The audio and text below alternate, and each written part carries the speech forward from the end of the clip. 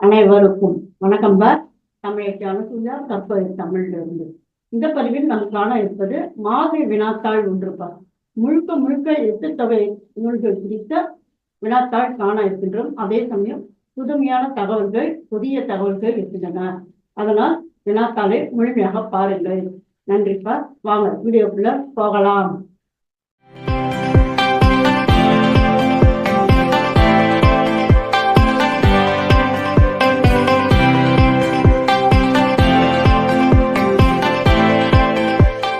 முதல் வினா, அகமும் புறமும் கலந்த எட்டு தொகை நூல் இது?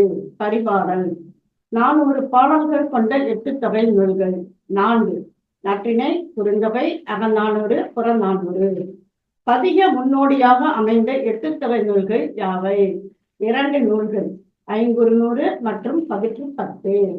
பாவால் பெயர் பெற்ற நூல்கள் யாவை? கலித்தொகை மற்றும் பரிபாடல். ஆசிரியப்பாவால் அமைந்த எட்டு தொகை நூல்கள். 6. அம்மா எப்படி அம்மா? இந்த ஏற்கனவே பாவால் பெயர் பெற்ற நூல்கள் 2. ஆக 8லிருந்து 2 போனால் மீதி 6. முழுமையாக கிடைக்கும் எட்டு தொகை நூல்கள் எத்தனை? 4. என்னென்ன? நற்றிணை, குறுந்தொகை, கலித்தொகை, அகநானூறு. முதல் பகுதியும் இறுதியும் கிடைக்காத எட்டு தொகை நூல்கள் யாவை? 2 நூல்கள், 10 பரிபாடல். தூது என்ற சிற்றிலக்கியத்திற்கு வழிகாட்டியாக குருவி, கிளி, நாரை ஆகியவற்றை தூதுவிடும் செயலை கூறுகின்ற எட்டு தொகை நூல் நற்றிணை.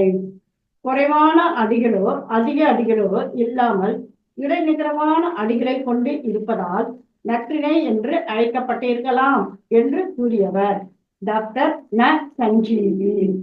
நற்றிணையில் குறிக்கப்படும் மன்னர்களின் எண்ணிக்கை 10 பேர். தொடரால் பெயர் பெற்ற புலவர்கள் 5 பேர். யார் யார்? வட்டம் பலவனார், தும்பிச்சேர் கீரனார், தனி மகனார், விழுக்கன் பேதை பெருங்கண்ணனார், தேய்பிரி பயம் கைற்றனார். இந்த புலவர்கள் பேர்லாம் நல்லா பார்த்துக்கோங்க. ஏன்னா இதே மாதிரியே பின்னாலும் இந்த தொடர்களால் பெயர் பெற்ற புலவர்கள். அப்ப எந்த ஒரு தொடரால் பெயர் பெற்ற புலவர்கள் கொடுத்து எந்த நூல்னு சொல்லி கேட்டாங்கன்னா தெளிவா நமக்கு தெரியணும். சரிங்களா? அடுத்து, நற்றிணையில் பாடிய பெண்பார் புலவர்கள் 9 பேர். வௌவாலை என்னவென்று கூறுகிறது நற்றிணை? வாவல் என்று சுட்டுகிறது. பெண்பார் புலவர் நெடும் பள்ளியத்தை என்கின்ற அந்த சொல்லின் பொருள் என்ன? நீண்ட பல இசைக்கருவிகளை இசைப்பவள் என்று பொருள். எட்டு தொகையில் முதலில் தொகுக்கப்பட்ட நூல் குறுந்தொகை. குறுந்தொகையில் வரலாற்று பதிவுகள் உள்ள பாடல்களை பாடிய புலவர் பரணர். குறுந்தொகையில் உரையாசிரியர்களால் மேற்கோளாக எடுத்தாளப்பட்ட பாடல்களின் எண்ணிக்கை 236. இதே வேற மாதிரி வரும். உரையாசிரியர்களால் அதிகமாக மேற்கோள் கையாளப்பட்ட நூல் எது அப்படிங்கிற வினாவும் வரும்பா. சரிங்களா? குறுந்தொகையில் அதிகமான பாடல்களை பாடிய பெண்பால் புலவர்கள் நன்னாகையார் மற்றும் வெள்ளி இந்தியார். குறுந்தொகையில் ஊர் பெயரோடு பெயர் சேர்த்து பாடிய புலவர்கள் 4 பேர்.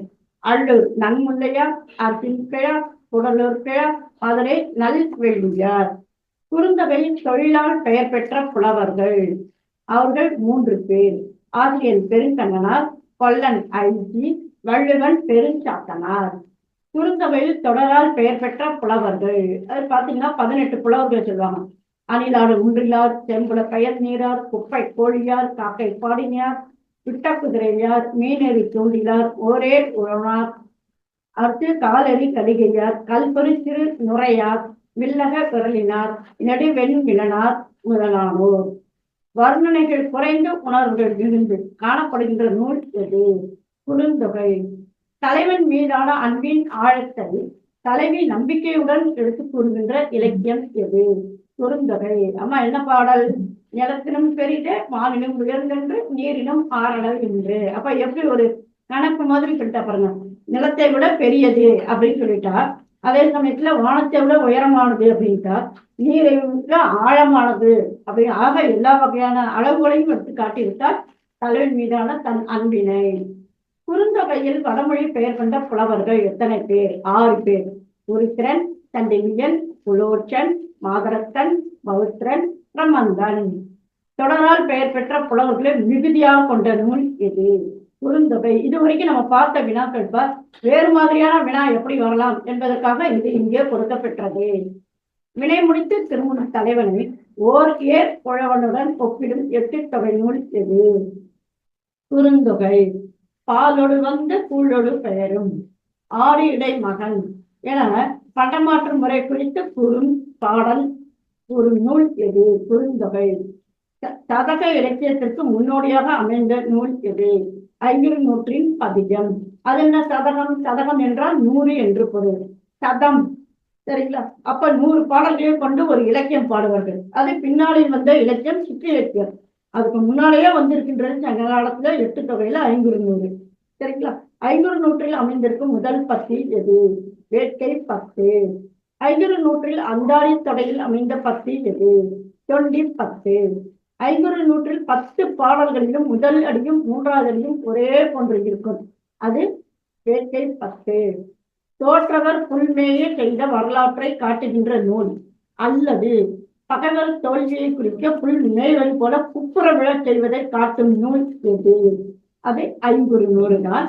அது என்னன்னாக்க வாழியாதன் வாழி அவினி. அது அந்த தொடர் என்ன அப்படின்னா பகைவர் புல் ஆர்க அப்படின்னு சொல்லுவாங்க. சரிங்களா? 500 தொடரால் பெயர் பெற்ற புலவர்கள்.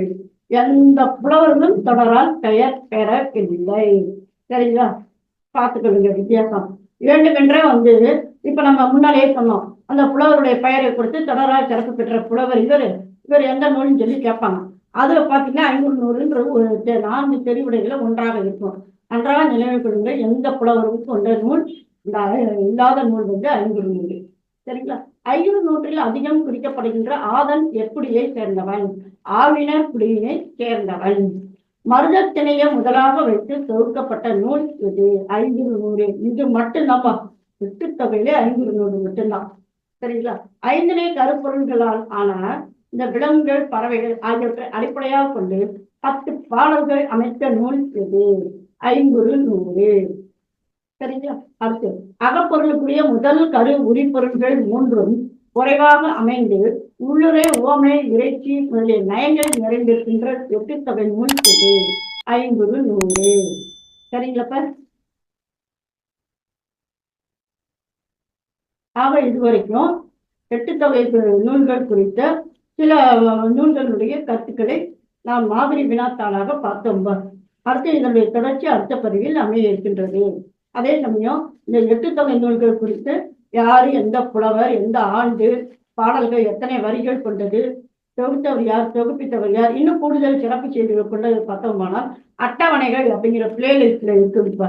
முழுக்க முழுக்க அதுல இருக்கு. அதனுடைய இணைப்பை இணைக்கின்றேன், இணைத்து படியுங்கள். அவற்றை தவிர மாதிரி வினாத்தாளும் வேறொன்றும் இருக்கின்றன. அவற்றையும் இத்துடன் இணைக்கின்றேன், இணைத்து படியுங்கள். இவற்றையும் தவிர கூடுதலாக இதனுடைய இணைப்பு நம்முடைய கமெண்ட் பாக்ஸ்ல நான் கொடுக்குறேன். இப்ப அந்த இணைப்புல போனீங்க அப்படின்னு சொல்லி சொன்னீங்கன்னா இந்த இதை நீங்க எடுத்து கையில் எடுத்துக்கொள்ளலாம். சரிங்களா? மீண்டும் ஒரு புதிய பதிவில் சந்திப்போம். நன்றி, வணக்கம்.